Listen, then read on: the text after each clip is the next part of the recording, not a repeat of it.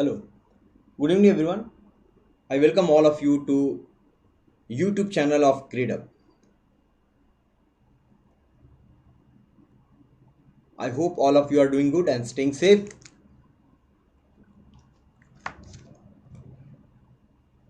Now once again we'll continue our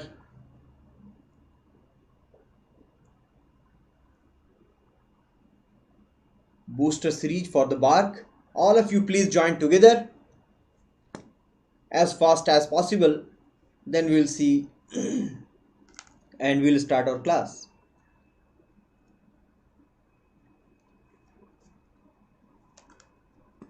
Hello everyone. I once again welcome all of you.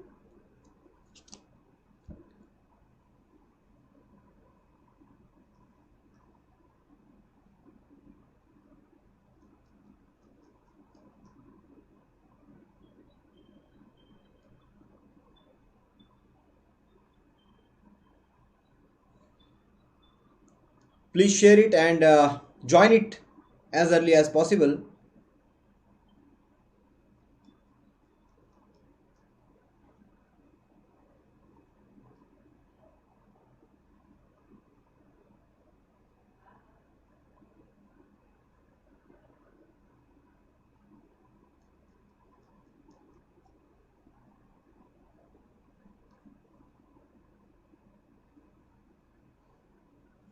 Please share it and join it as early as possible.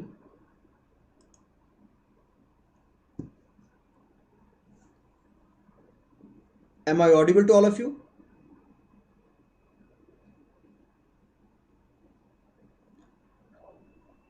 Am I audible to all of you?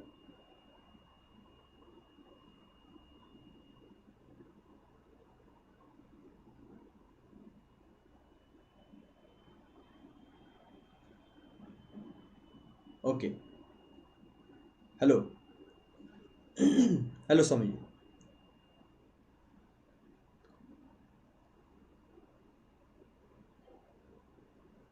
Hello, Atulya.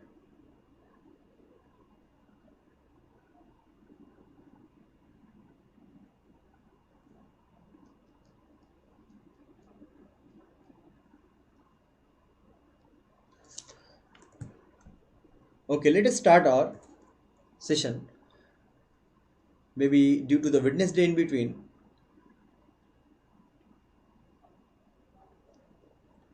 all of you please share it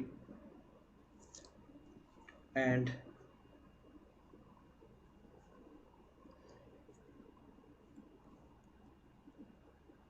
hello, Shruti. Hello, Ambati.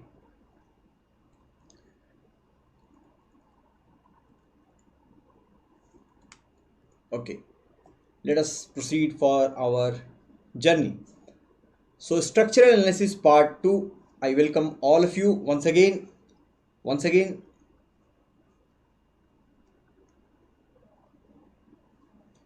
so this is my small introduction. All of you can join me at Telegram channel also, that is Civil by Ansari Sir. Right. There are batches going on for Vision 2022 and 2023, both in English and Hindi. You can join those batches. The Mega Mock Challenge for BARC, HPCL and GATE 2022. All are going on. Please note down the date. This is your test series. One should always join the test series. Right. This is your test, Mega Mock Challenge, mock test, which will help you a lot of finding out what is your strength and what exactly you are doing. There is a 50% off going on for Medal of Success. You can use the code word, that is medal 50. Now coming to the first question, which of the option is correct here? Can you tell me which of the option is correct here? But meanwhile, please do share and like button. Please share it. Please share it and like it.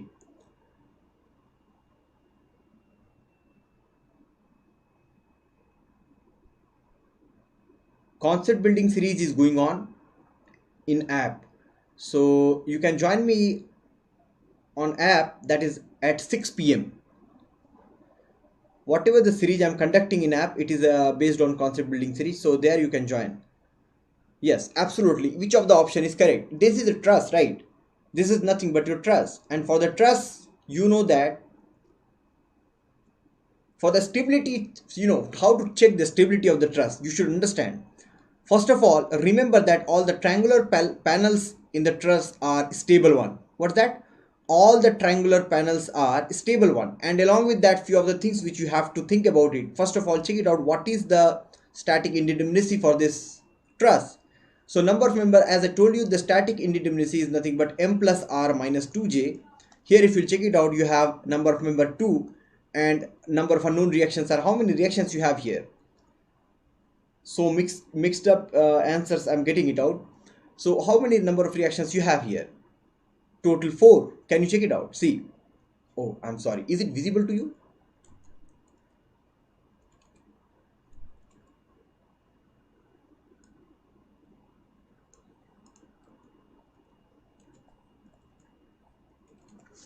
How many reactions you have here? How many reactions you have here? One reaction at this, two reactions at this hinge and two reaction at this hinge. So you will be having 4 reactions total minus twice. How many joints you have? Only 3 joints. So 2 plus 4, 6 minus 6. It is a looking determinate one, isn't it? It is looking a determinate one. If you see, sometimes people used to compare with how used to compare number of members, right? Number of members are only 2. If you check the internal indeterminacy, it is actually looking like internally indeterminate. It doesn't have a determinacy.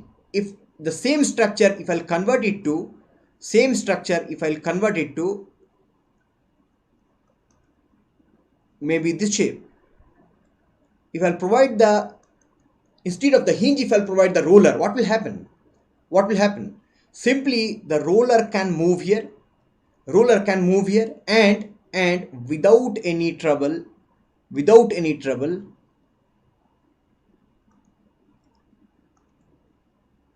without any trouble,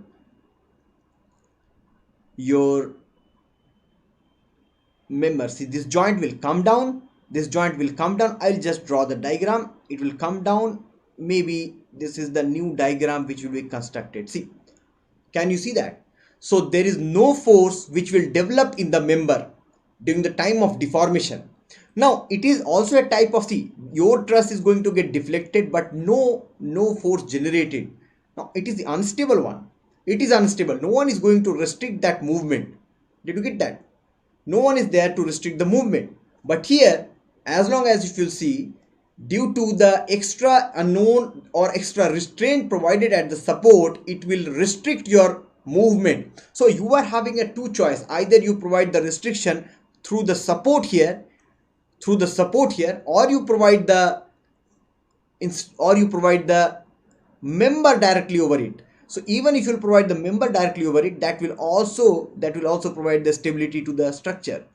If you have a roller support here, now this is stable, it cannot move. See, a free movement here is not at all possible. If it is going to move here, the horizontal member will be under stressed. It will be getting some tensile force or compressive force if movement is in either side, any of the side. Did you get that? So this is actually your stable structure. This is your stable structure and statically indeterminate also. So static indeterminacy is 0 and it is a stable one.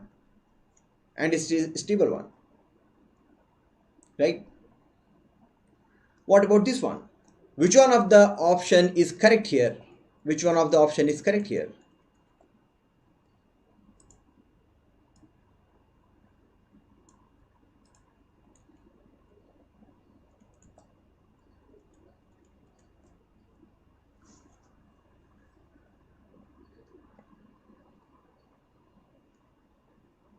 No, it is not internally unstable also. You cannot say that. It's total. It's about total structure. It's always about total structure.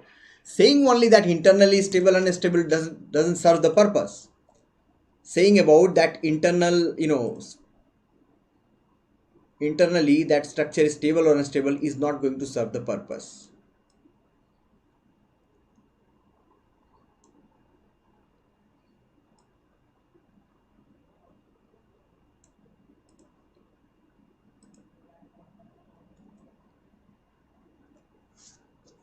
Right? So here if you see, about this hinge, the structure can collapse. What will happen here? What will happen here? The whole structure. Now I'll just consider that maybe this triangular shape only. What will happen? This triangular shape, just consider this shape. What will happen? What will happen?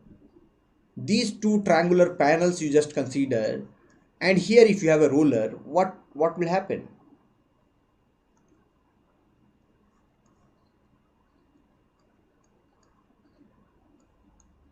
Just try to dislocate that, or try to move the joint E here towards right section. If this section is going to move here, the joint C will come down. See, if joint C is coming down without movement of the E, the member will get force. Whenever the member will generate the force due to the displacement of the joint, one can say that it is a stable one. Are you getting my point?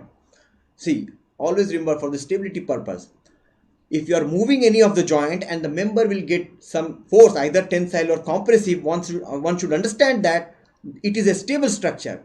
Here, if you are trying to move the joint here, what will happen? Now see the triangular panel, these two triangular panels, right? See it very carefully. What will happen to these two triangles? As you have a roller at this section, maybe this triangular section will become like this. And slightly right side also, maybe it will not come directly downward side, slight right movement also will be there, not directly here, slight right movement also. Then you have another triangular section. So this kind of movement, if you do, simply what will happen? If this joint C is coming down, the length will be maintained. Length of the member doesn't get changed. If length of the member is not going to get changed, no stresses will develop in the member. And who is accommodating all this?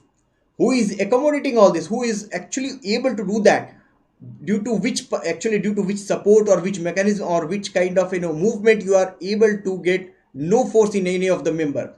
Due to the roller itself. If roller will slide over here, then only this joint C will come down and it will maintain the length of the truss. Did you get that? Now if you do not have any that movement at this joint, of course the joint will come down. Due to the force, it may come down, but the forces will generate in all the members, and in that condition we'll say that it is not at all unstable. It will become stable at that stage. So due to this horizontal roller, the roller provided at this location, this structure is already an unstable structure.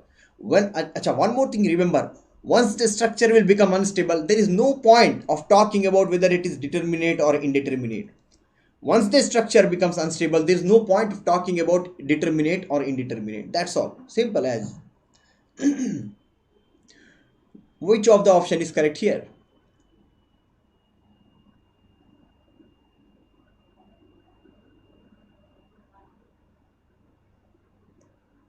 This is you can say that this is a jointed frame. Pin joint frame. One can say that pin joint frame, but it is a truss. It was a truss. Here, already see, I have told you, if it is unstable, no need to identify. But somehow if it is given in the question, then unnecessarily we have to select one. Suppose here if you see, the roller can provide only one reaction, that is normal to the surface. The rocker is also a kind of roller support, isn't it?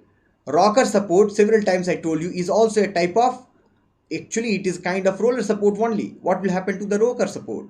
If you see here, suppose you have a beam at this location with the rocker support. If you'll pull the beam towards maybe this side, what will happen?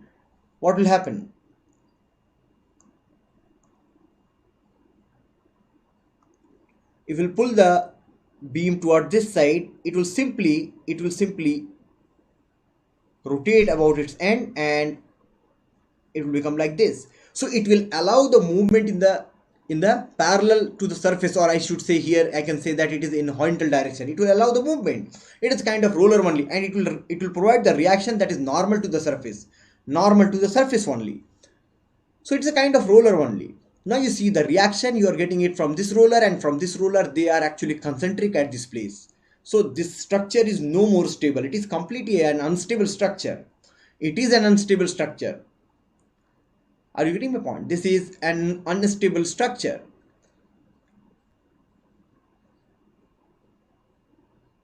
Now you may think about, can I make this one as a stable? Yes, you try it. You can make this stable. Either you provide maybe hinge to this support that way. But here if you see this roller part, if it is going to come down due to this rocker, now you try to understand, maybe if you are getting difficulty finding out that how it will be unstable. Suppose if this member is, if this point is going up, what will happen? What will happen here? This is the length of the member. Now length of the member, you believe that to maintain the length, this is the rocker, right? Now the length will actually the rocker, this support, if it wants to be here only, if it is, suppose it's a simple hinge support, then it will become stable kind, right? Maybe, but here this length of the member will be restricted. You cannot move that ahead, right? You cannot move that ahead because you need to increase the length, that once again generate the force in the member, but due to its rocker behavior or roller behavior at this support, this joint actually will move towards inner side. Are you getting the point? This joint will move towards inner side and it will maintain the length. Now if it is maintaining the length while deforming it, no force is going to be generated. It is not the stable one, it will become unstable one. Did you get that? It is unstable one. Unstable. So of course determinate, indeterminate doesn't matter, but yes, it is determinate also, because no more, you don't have much reactions here. This is a unstable structure. Any issue? Now determine the force in the member AB. Please let me know if you are not able to understand.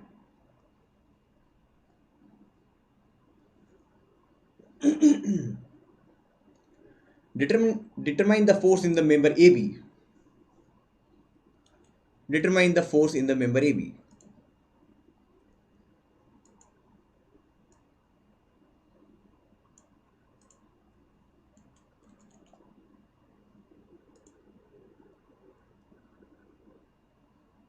Yes, rocker is just like roller.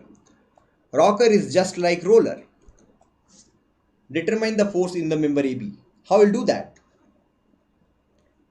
See, for this type of problem, as I told you, a section method will be always beneficial. One should not leave that part. And if you know that what kind of section must be considered for finding out the member force AB, although it is looking like a tougher one, it is looking like a complicated one, but it is very easy. Very easy means it's a matter of just 30 seconds, that's all. See here, it is a symmetrical loading, total is 200. How many reactions you will be getting it here? That is 100 and 100, correct? No. Now if you consider the section, like this is the section. If I am going to consider it here, what will happen? See, the people, see in the question, if you see, they are asking what is the force in the member AB. So member force AB, if you want to identify, just construct the left side diagram. In fact, no need to construct, you can see it here. So this will get exposed here, this will also get exposed here. This is the left side, this is the left side portion, isn't it? Left side portion, now it is under static equilibrium. Now consider the left portion completely and stand at this location. Stand at this location, this dot, red dot, can you see that? Stand it here. After standing here, if you calculate, take the moment, now what will happen? Moment, the unknown forces, that is downward vertical force, upward vertical force, and the horizontal one, all the three are passing from this red dot. So hence they have asked about the member force AB. You calculate the member force AB, take the moment about that red dot, or should I say that maybe some E point. So moment, take the moment about E equals to 0 simply, and you see here, if you are considering the moment about E0, that is nothing but force AB into the distance 5.4, that force AB into 5.4, then what? 100 into the perpendicular distance 3.6, that two are in the same direction, so 100 into 3.6 equals to 0. That's all. These are the only, see, if you are considering this portion, which portion I'm talking about? Which portion? I'm saying that if you are considering only left portion, right? The way you have taken the section, that's all. That's all.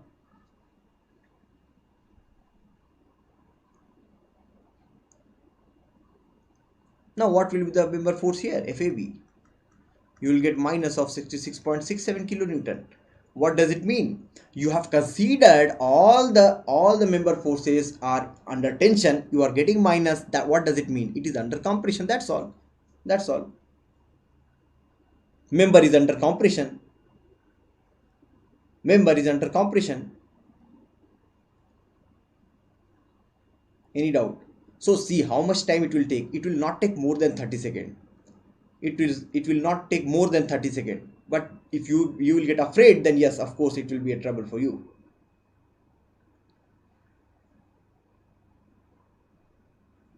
Right?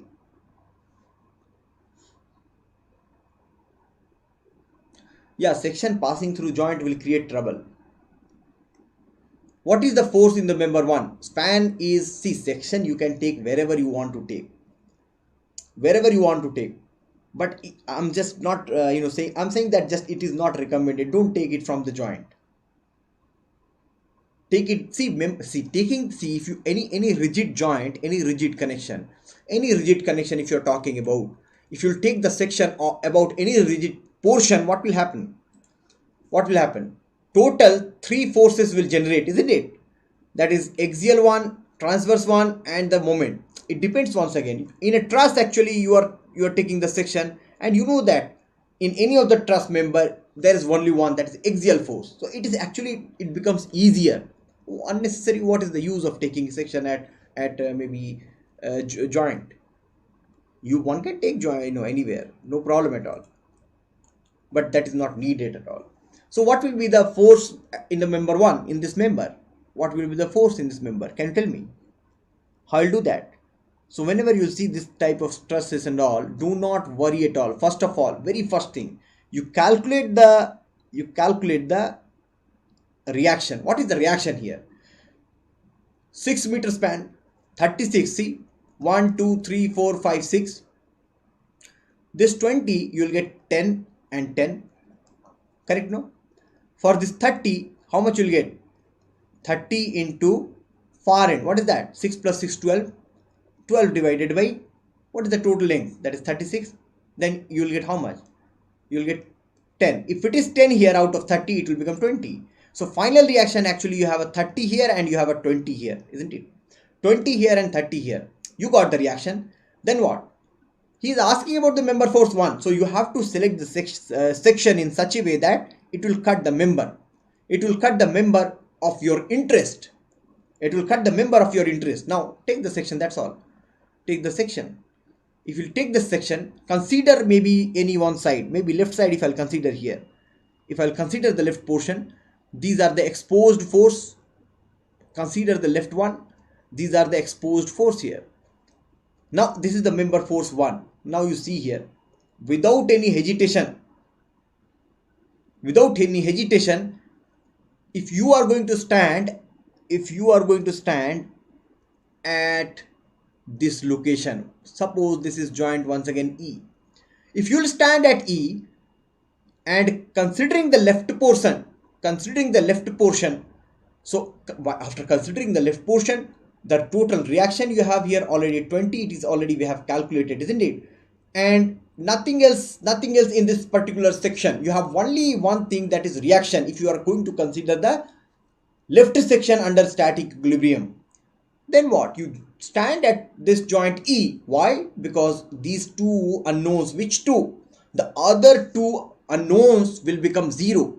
If other two unknowns will become 0 directly. Why? Because they don't have any perpendicular distance. They are passing through the point where you are standing. So summation of moment at E must be equal to 0. And here if you see 20 into the perpendicular distance, see, for taking the perpendicular distance, always consider the line of action. It will be convenient. What is the perpendicular distance from here? 6 plus 6, that is 12. So 20 into 12, then what? you have F1 which is rotating in other direction, that is minus of F1 into what is the perpendicular distance from here to here, that is 8 they have given. So F1 will become simply how much? 20 into 12 divided by 8, and you'll get 30, isn't it? 30 kilonewton, that's all. That's all. Did you get that? So no need to worry at all. What about this one? Which of the given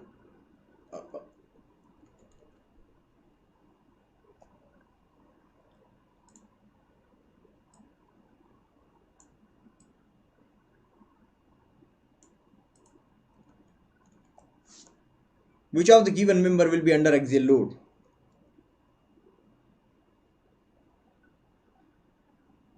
Which of the given member will be under axial load?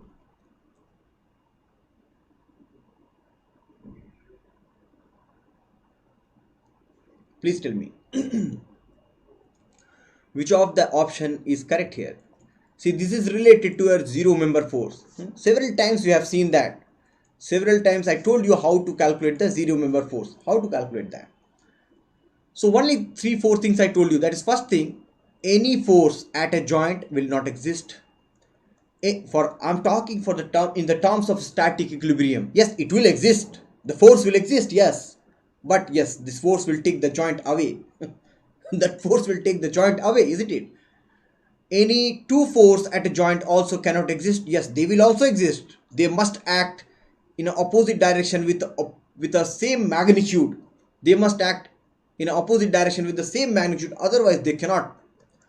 Third one, at a joint, the three forces, if they are acting together, if two are in a one line, third one will become zero. Third one will become zero. And the fourth one, if a member is in between the hinge support, now this member will never subjected to the, this member will not at all subjected to the any of the tension or compression due to the loading, due to external loading, right? Then what?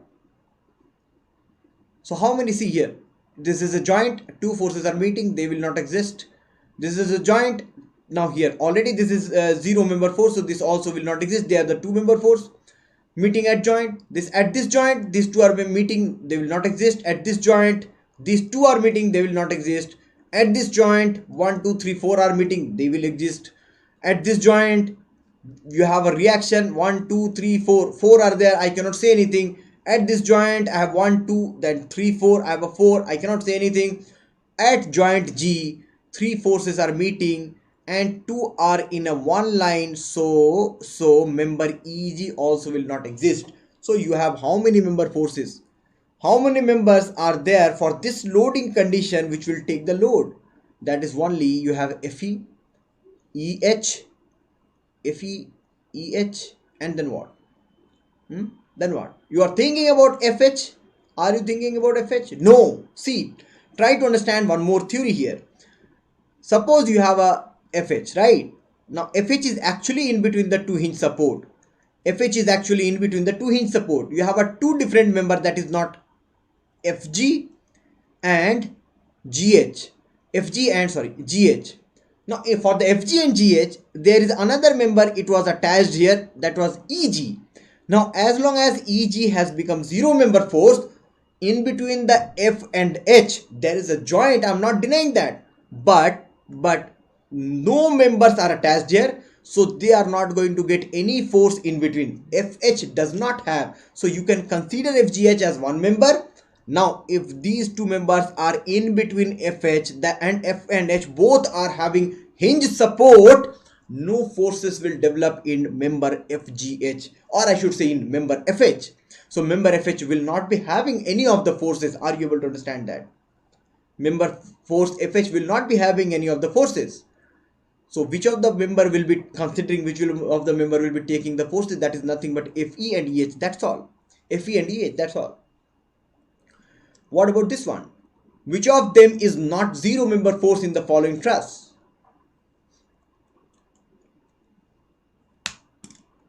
Actually, before the class I adjusted this one, but still I'm seeing that.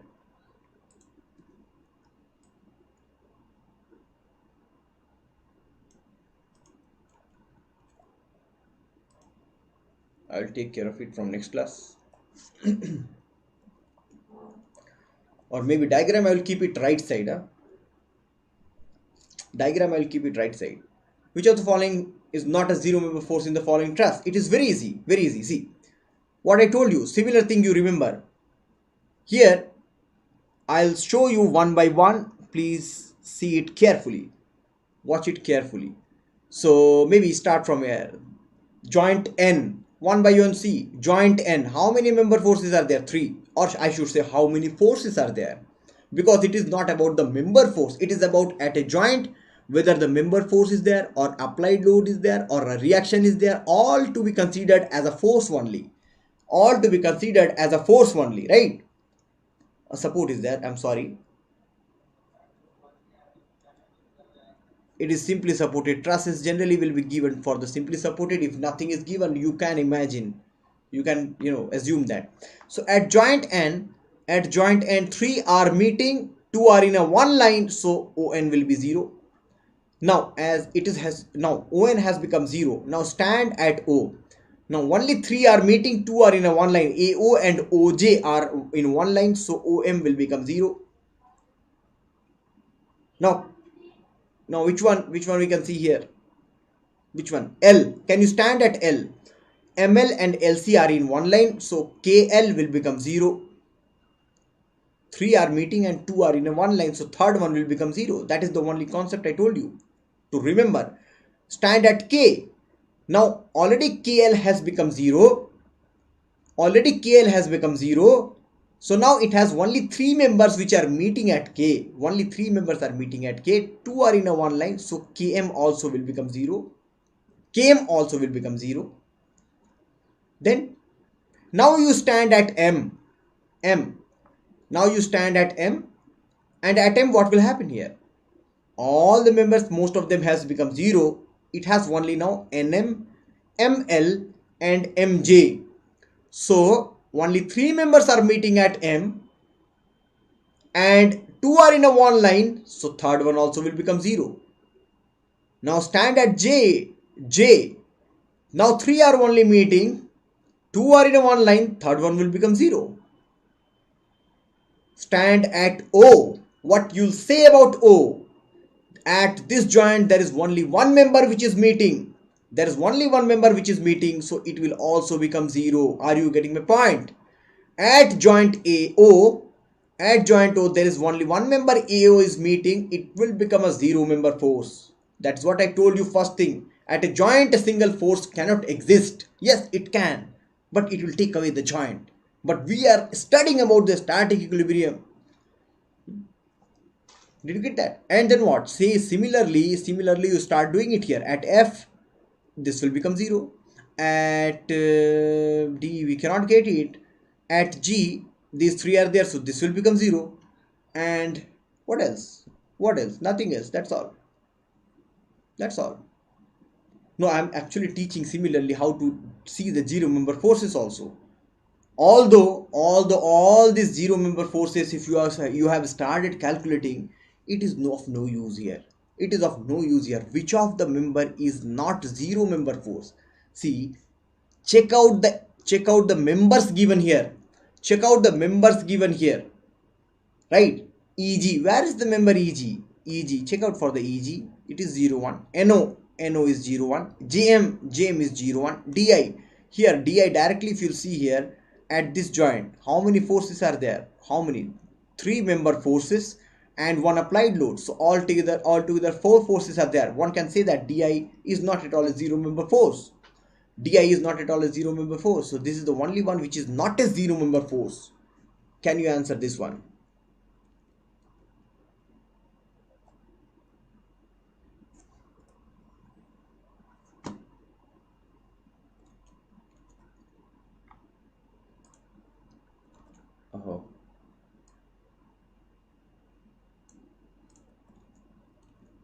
Can you answer this one? All 3 rods of same length and symmetrically loaded at O all are inclined at theta with the vertical deflection at O. What will be the vertical deflection at O? This is simple. This is simple.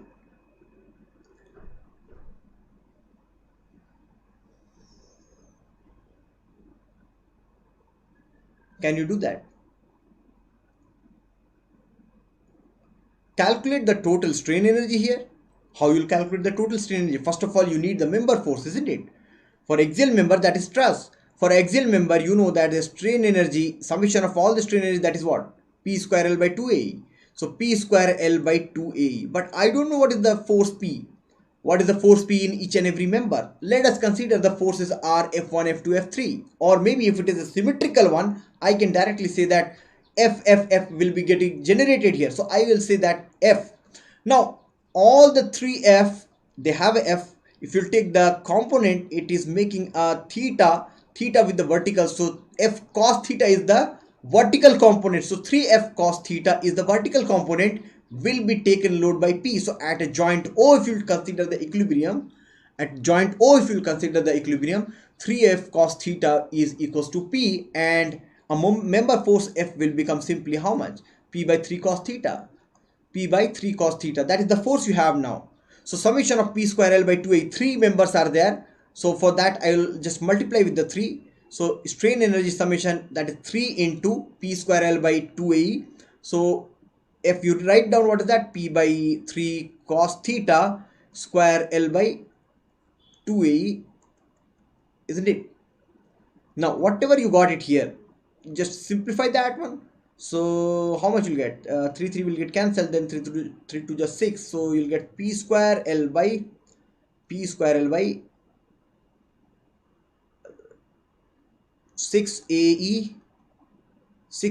cos square theta.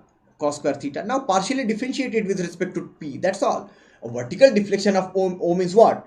It is as per stochastic line, you just partially differentiated. If partially you will differentiate it here, what will get? 2PL, 2 3 just 6, so it will become PL by 3AE cos square theta. That's all. PL by 3AE cos square theta. You'll get it. That's all.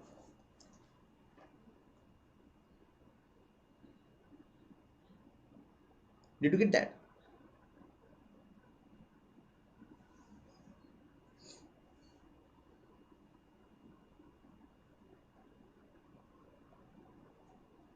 Are you able to understand this one? Just partially differentiate del u by del P. Partially differentiate as per the casting about the load P, and you'll get the vertical deflection at the O. The load which is acting at that point and in the direction of the load. And it will become 2PL by 6AE cos square theta, and 2 3 just 6 PL by AE cos square theta. What about this one? All the given member frame, all the members of given frame have a same flexural rigidity EI and length L. Which of the following is wrong here? Which of the following is wrong here? I'll do that.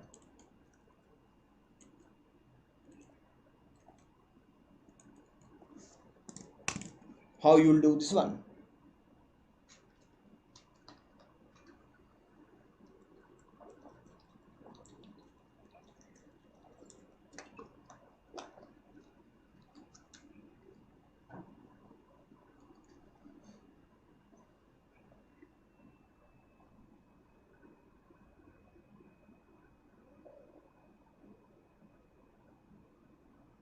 Okay, first of all try to understand, these are the calculations, that's fine. But if you are smart enough, sometimes you will find it very easy. He has written moment at C is m by 6. Even I will do the calculation for all. But see, my dear students, it is a hinge or roller support, right? It is your roller support. Roller is hinge actually at this location. So how one can imagine that whatever the moment it is acting, can you imagine that it will be having any of the kind of carryover moment or something else? No, not at all. Moment at C will be zero. This is the only wrong statement directly identified. Within a second, one can calculate. I will calculate everything. But the answer is done. So I'm saying that it's not I'm not saying this is not correct. Actually, as per the option, this is the correct option.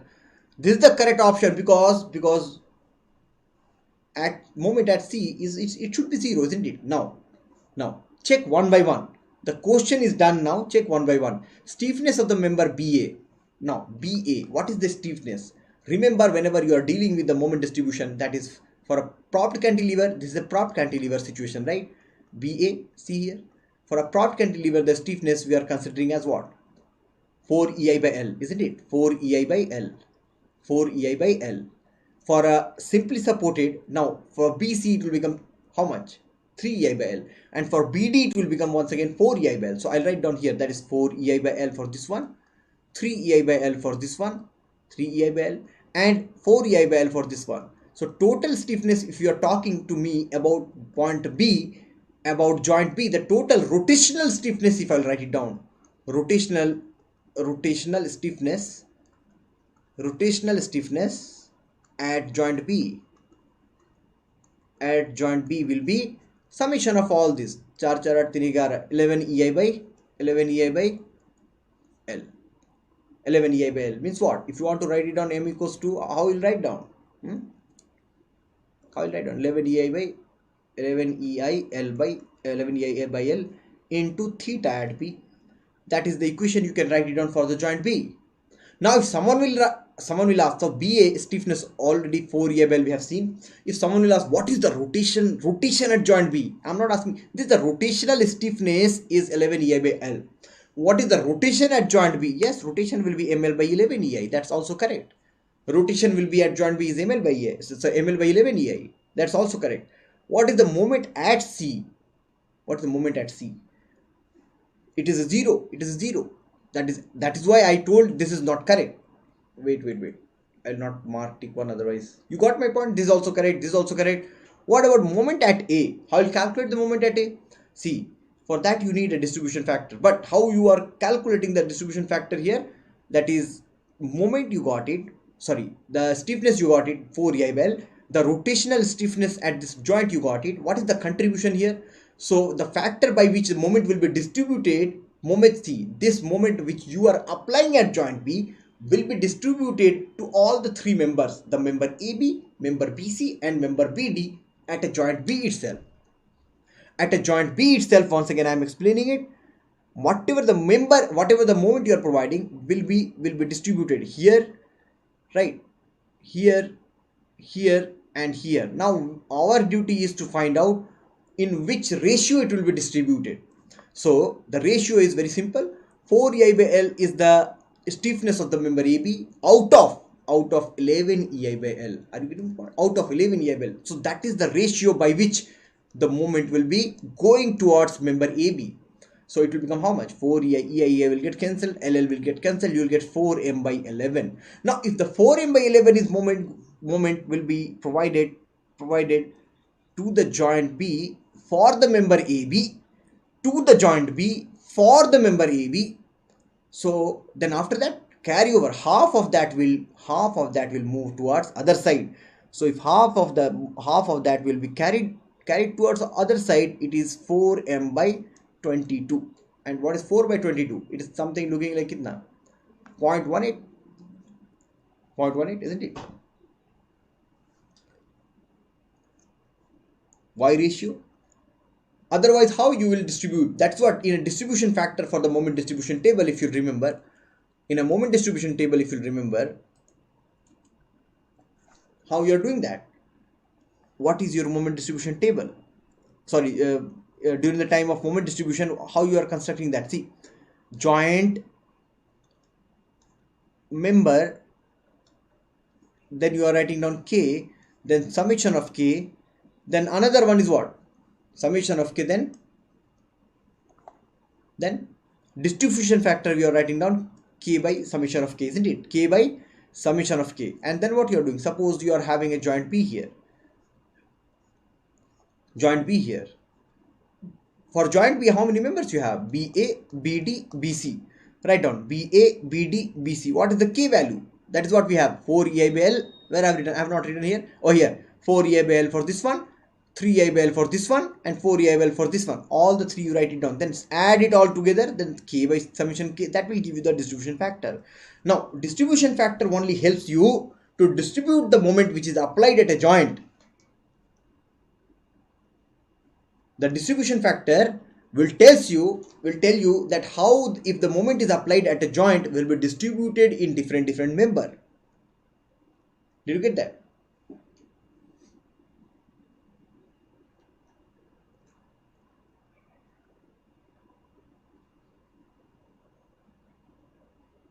On individual member, you are asking me how you will calculate the rotation.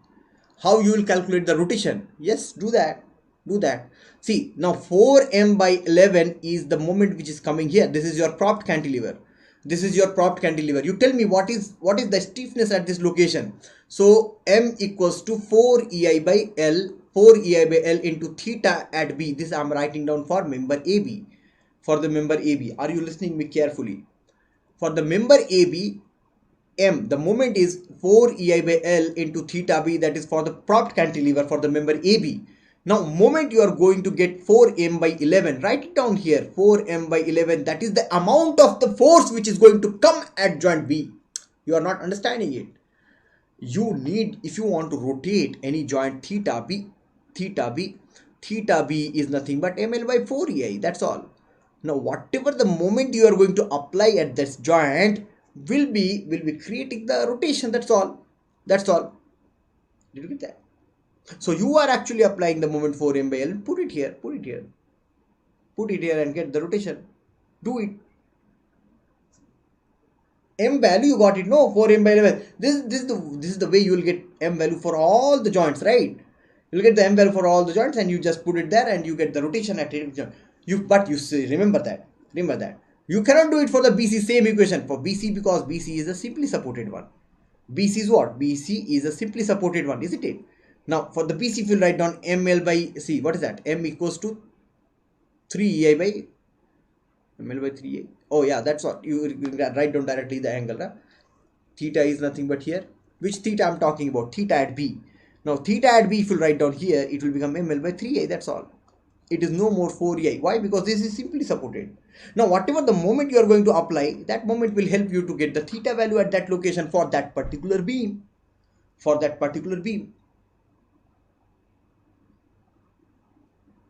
Okay, that's good. Learn it.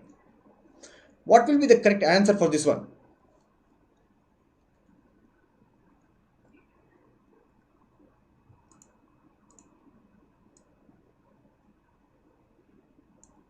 Is it visible now?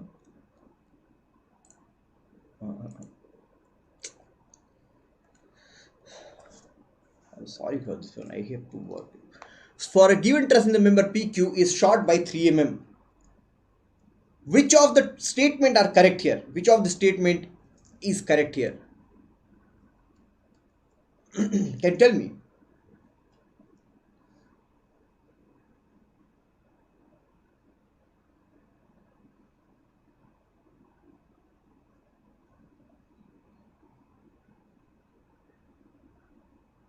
So this one you remember.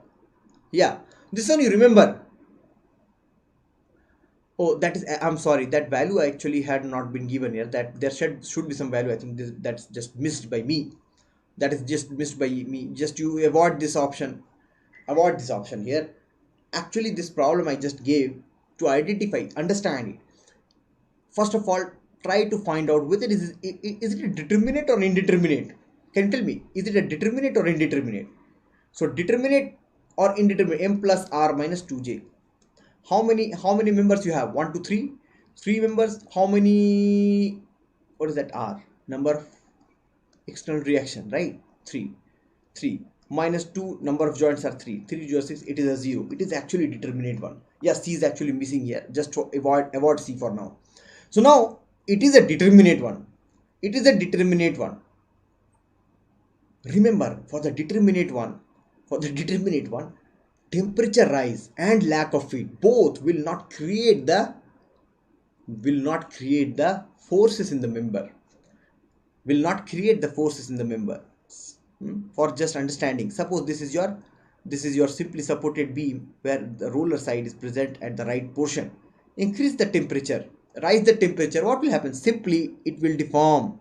Simply it will expand, and the roll due to the roller support, roller also will come at this position. So no more restraint, no more restriction, so no more force will generate in the member. So determinate truss also, they all are joint, they all are pin location, right? So they will adjust themselves. Lack of fit means what? The requirement of the length requirement. See here it has some length requirement a, some a plus minus 5 mm of the member, you got it, and due to that plus minus 5 mm, if you are trying to fit it forcefully, jabardasti, if you're trying to fit it, what will happen? The joint will actually displaced. So in a determinate truss, remember it that if you are having a lack of fit, or you are having a temperature stress, that is not going to harm. Harm in the sense of what? No forces will generate. So remember, no force will generate in the member PQ. That is absolutely correct. No force will generate in the member PQ. In fact, no force will generate in any of the member, right?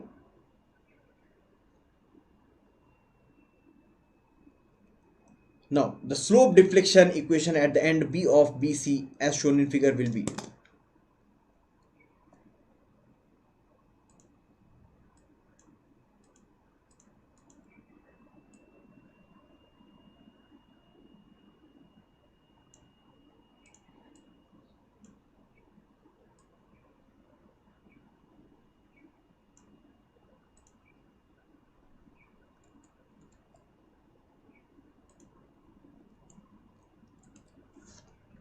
Which one is correct here? So the slope deflection equation at the end B of the member BC is shown figure. So at joint for member BC, what is that? MBC is equals to MFBC. That's, if you remember, that's all. Plus 2EI by L. Now 2EI is already 2EI, so it will become 4EI, isn't it? It will become what? 4EI. 2EI by L. So instead of it will become 4EI by L. 2EI will already a formula, so 4EI. What is L? L is 8. 4EI by L. Then what? Twice of theta B plus theta C. That's all. Twice of theta B plus theta C. So answer will be C. That's all.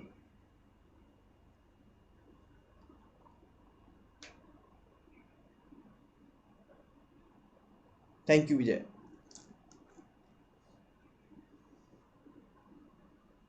Did you get that? For the rigid frame shown in figure, the force required for moving the girder AB through a horizontal displacement delta is given by. For the rigid frame as shown in figure, rigid means what? A rigid AB frame. Rigid actually, for the frame I will say, for the frame you remember. For the frame shown in figure, the force required for moving the girder AB through a horizontal displacement delta is given by. Which one is correct here?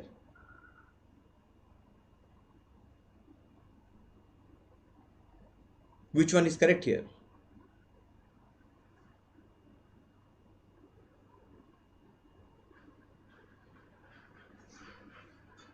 Thank you everyone, but I will appreciate more if you are coming for learning.